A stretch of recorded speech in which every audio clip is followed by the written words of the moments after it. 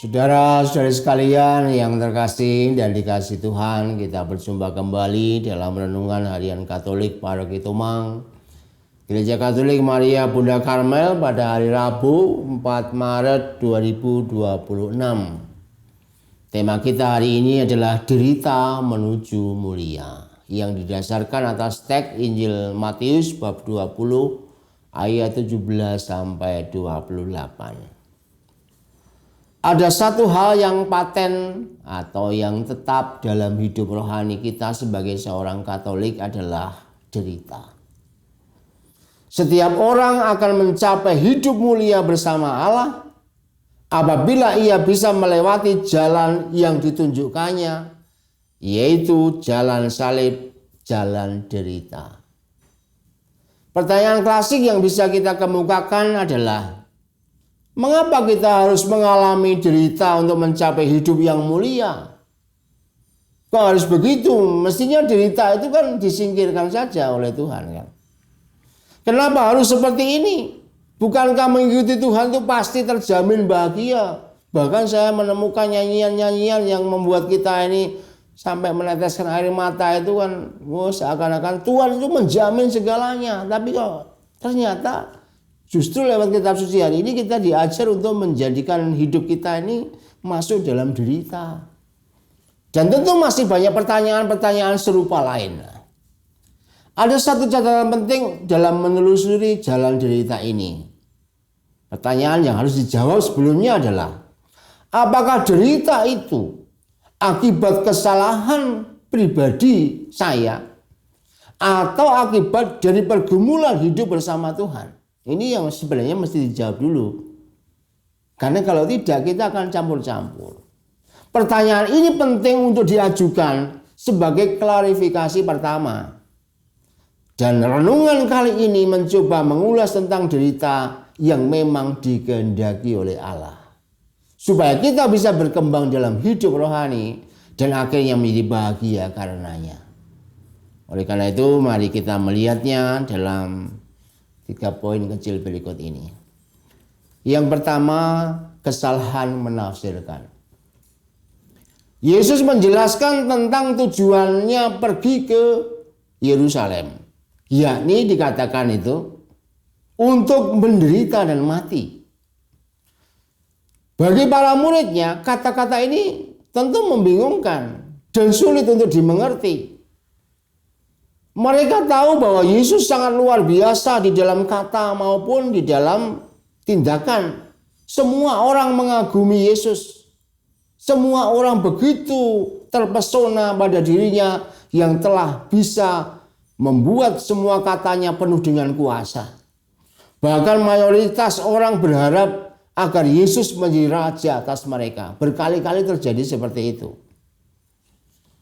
Bahkan mau dipaksa juga supaya mau jadi raja. Banyak orang melihat Yesus sebagai Mesias yang mereka nanti-nantikan dan layak menegakkan kerajaan Daud sehingga terbebas dari penjajahan di Roma saat itu. Oleh karena itu kata-kata Yesus bahwa ia akan pergi ke Yerusalem itu cukup mengagetkan. Sebab Yerusalem adalah pusat pemerintahan pada waktu itu dan juga pusat peribadatan karena di sana dibangun bait Allah dan mereka semua setiap tahun sekurang-kurangnya pergi ke bait Allah untuk mempersembahkan kurban. Maka mereka mengira Yesus akan ke Yerusalem untuk menjadikan dia sebagai seorang raja. Oleh karena itu Yakobus dan Yohanes melalui ibunya meminta dan berharap agar Yesus menjadikan kedua anaknya itu sebagai ajudan paling dekat di kiri dan di kanan Yesus. Dalam bayangan mereka, hidup dekat Yesus menjadi kemuliaan yang besar secara duniawi dan membuat mereka sangat terhormat. Di sini kita belajar tentang arti penting mengikuti Yesus di Yerusalem. Kita juga bisa salah tafsir dalam memahami Allah dan kehendaknya. Apabila segala sesuatu selalu dikaitkan secara material, itu pasti akan cenderung salah. Tuhan berbicara dalam konteks rohani, pembebasan rohani. Tapi seringkali kita menangkapnya dalam struktur duniawi dan hanya sekedar materi. Contohnya, Tuhan itu akan baik kalau saya kaya misalnya. Itu kan Tuhan itu akan buruk kalau saya nggak punya uang. Nah itu kan materi melihat Tuhan ya kan.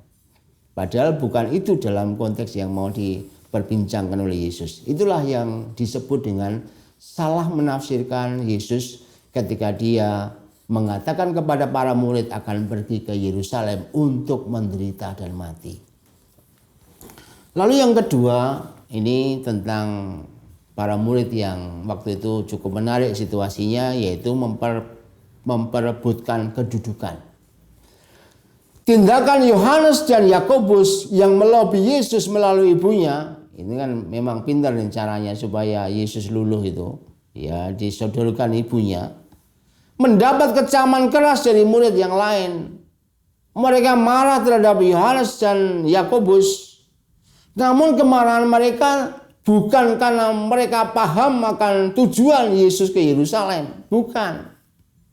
Rupanya bukan karena itu. Mereka marah karena Yohanes dan Yakobus selangkah lebih maju dalam melobi Yesus.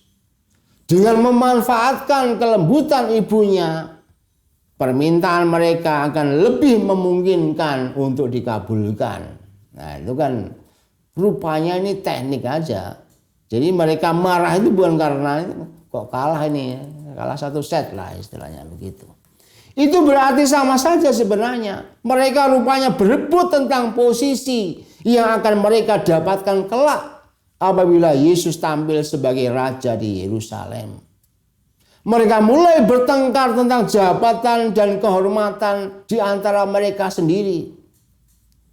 Inilah yang barangkali juga sering terjadi pada gereja sampai masa kini. Para murid-murid Yesus hidup dekat dengan Tuhan atau rajin dalam kegiatan gereja, penuh dengan daya kerasulan. Punya maksud satu, yaitu mendapat kehormatan sebagai orang yang baik dan benar. Kalau semua sudah dimiliki, satu ini yang perlu dimiliki. Apalagi kalau sudah menjabat ini atau itu dalam gereja. Struktur organisasi gereja dipandang memiliki gradasi pelayanan. Yang rendah atau tinggi, yang biasa atau lebih bergengsi. Jadi kalau ini, wah ini kurang bergengsi nih. Mestinya di sinilah jabatan yang lebih bergengsi. Maka orang berebut sebenarnya.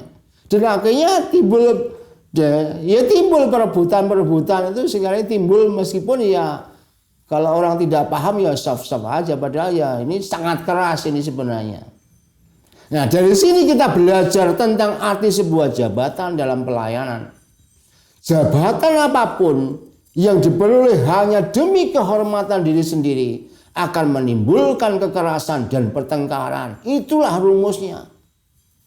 Jabatan dalam pelayanan kalau hanya untuk diri sendiri, bagi hormatnya sendiri, ujungnya pasti pertengkaran. Realitas para murid menjadi realitas kita. Mulai dari dulu, sekarang, dan sampai ke depan juga akan sama seperti ini. Karena kita mesti belajar dari kitab suci hari ini. Oleh karena itu mari kita masuk ke poin yang ketiga untuk bagaimana menunjukkan arah yang tepat tersebut. Yesus kemudian melerai pertengkaran para murid dengan solusi yang amat piawai. Ambisi mereka tidak disalahkan begitu saja. Jadi ya tidak mengatakan, oh kamu salah, enggak. Yesus tidak mengatakan begitu. Harapan mereka juga tidak ditentang dengan keras. Oh kamu enggak boleh punya motivasi seperti ini. Ya enggak ditentang seperti itu juga. Namun Yesus menunjukkan tentang kualitas jabatan dan kehormatan dalam pelayanan. Jadi tidak ditentang tapi ditunjukkan. Ini loh sebenarnya kualitas yang utama dalam pelayanan itu. Ternyata bukan soal kita ada di mana dan menjabat apa. Tetapi apakah kita bisa mengemban jabatan tersebut sebagai seorang hamba. Inilah yang paling penting untuk kita cermati. Pelayanan ini adalah pelayanan hamba. Kalau tidak, kita seringkali kan tidak mau menjadi seorang hamba, pelayan atau babu lah ya. Mana ada orang yang mau seperti itu. Tapi pelayanan dalam konteks ini ternyata justru menjadi seperti itu. Yesus pun memberi contoh dengan menunjuk dirinya sendiri yang mau melayani dan menyerahkan nyawa. Dia adalah Tuhan yang Maha Kuasa, tetapi merendahkan dirinya menjadi manusia. Inilah yang membelalakkan mata kita. Allah Sang Pencipta mau jadi ciptaan yang justru melayani kita. Tidak sekadar dengan tenaga pikiran dan hati. Tetapi harta utamanya yaitu nyawanya juga dipersembahkan dalam konteks pelayanan supaya kita menjadi orang yang selamat. Oleh karena itu dari sini kita belajar arti sebuah pelayanan yang indah. Jabatan apapun dalam pelayanan selalu bersifat netral. Yang membuat jadi plus atau berubah minus adalah cara pikir kita. Hanya dengan menjadi hamba yang setia bagi kebaikan orang lain, kita bisa menjadi dekat dengan Tuhan dan mengerti arti sebuah penderitaan. Maka tadi dikatakan, kita ini menderita karena apa? Jangan-jangan kita ini menderita karena merasa pelayanannya tidak dianggap. Dan kemudian kita merasa menderita, padahal bukan itu sebenarnya yang mesti kita raih. Asalkan sungguh-sungguh kita berjuang, pasti akan menderita. Dan perjuangan dalam penderitaan sebagai seorang hamba ini akan berujung kepada kemuliaan. Derita sebagai seorang hamba akan melahirkan hidup yang mulia. Maka kembali kepada pertanyaannya, penderitaan yang kita alami, apakah penderitaan karena kita dalam konteks gengsi? Ataukah kita penderitaan karena telah bergulat dengan luar biasa, tetapi justru di situ menemukan penderitaan sebagai seorang hamba.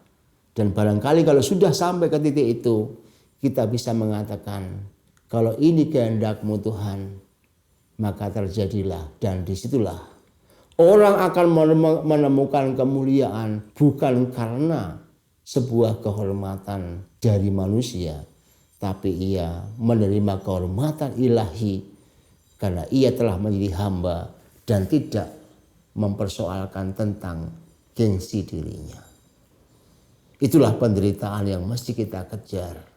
Karena Tuhan pergi ke Yerusalem bukan untuk mulia begitu saja, tapi menderita dan mati. Kematian kita seperti apa akan menentukan kemuliaan kita akan seperti apa juga. Tuhan memberkati.